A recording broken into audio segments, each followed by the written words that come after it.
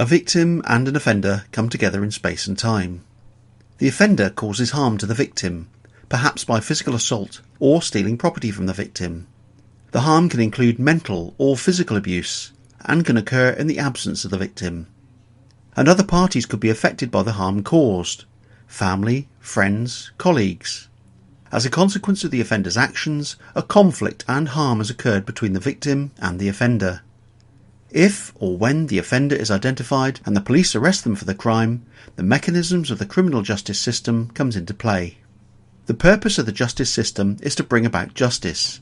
It's not about reconciling the conflict or addressing the harm that exists between the victim and the offender.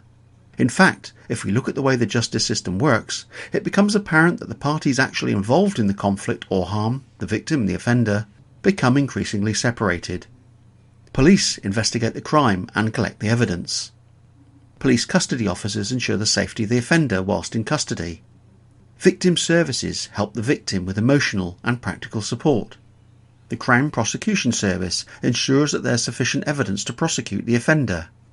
The defence solicitor represents the offender and advises whether to plead guilty or not guilty.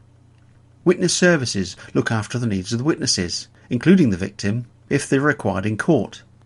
If the offender pleads guilty, the victim will not be asked to attend court.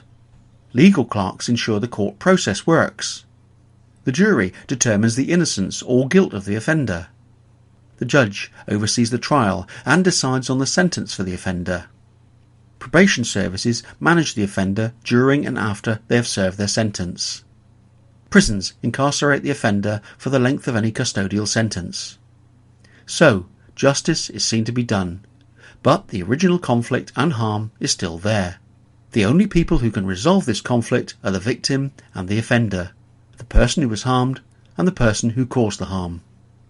With the restorative justice approach, the focus is on bringing the victim and the offender together. This provides them with the opportunity to communicate with each other directly or indirectly, often for the first time since the original conflict or harm. This might be by an exchange of letters, or it might be in a face-to-face meeting. Of course, both must agree to the meeting, which will only occur following careful preparation and the risk assessments by a trained restorative justice practitioner.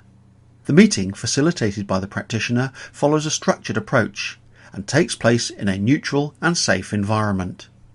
Both are given the opportunity to have their say. The victim might ask, "Why did you choose me? Have you been following me? What's happened to my iPad?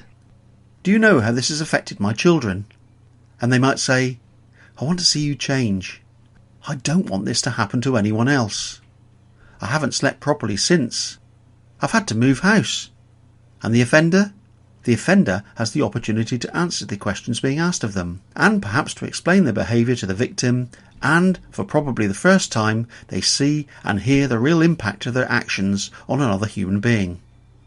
At the end of a restorative justice meeting, the victim and offender decide together how the offender can repair the harm that they've caused, and perhaps how the offender can take steps to change or stop their offending behaviour in future. This may be by providing answers, an apology, a promise to change their behaviour, or not to approach the victim in future. It can also be a reparative activity.